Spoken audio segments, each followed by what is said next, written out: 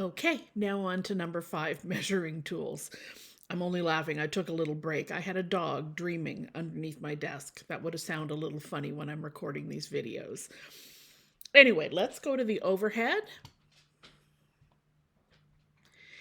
And especially with larger projects, we want to make sure that we get our stencils aligned onto our project as we want them to be. So having things on hand like some form of ruler, a measuring tape.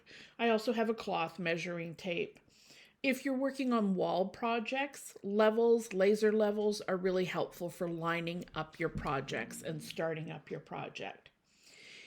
If you use Funky Junk stencils, you will notice that there are center marks on the stencils already.